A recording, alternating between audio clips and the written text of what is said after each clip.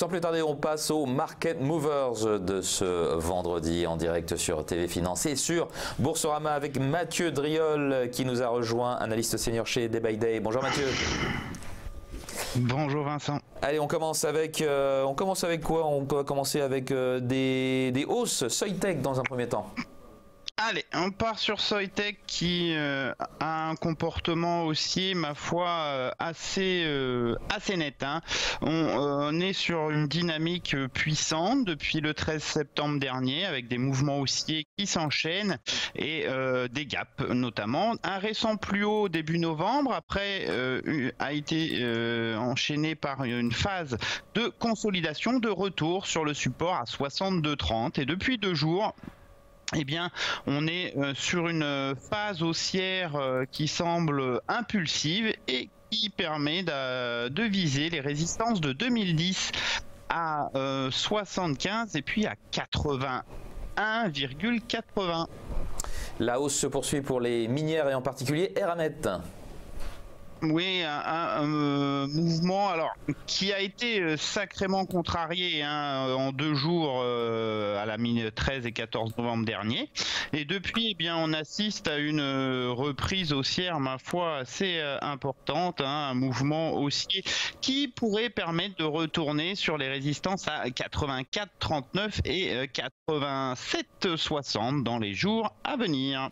Du côté des baisses, vous allez encore nous parler de restauration collective, alors que Sodexo continue de baisser. Elior, son concurrent, est également vendu.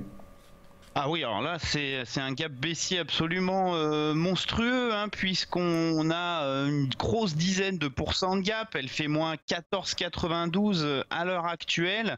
On a enfoncé à peu près tout ce qu'on pouvait enfoncer. Ce sont généralement des gaps qui sont très destructeurs. Un peu à l'image de celui qu'elle avait déjà ouvert le 25 juillet dernier. Vous voyez, on avait fait une lente phase de reprise. Puis on repart à la baisse encore une fois avec un gap baissier.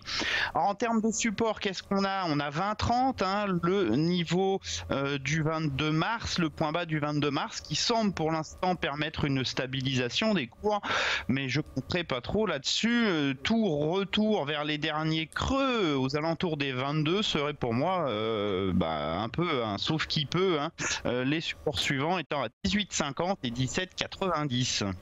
Et puis on termine Mathieu avec Tarkett, les revêtements de sol.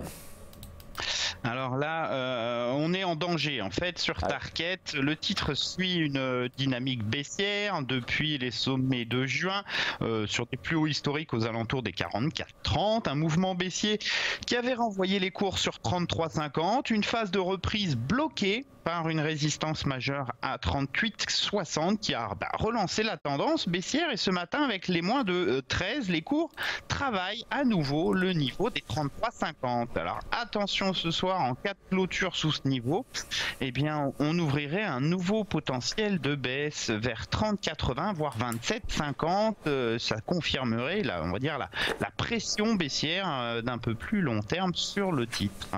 Parfait, merci beaucoup Mathieu Driol pour ces Market Movers du vendredi. Mathieu Driol, analyste senior chez Day by Day. À la semaine prochaine.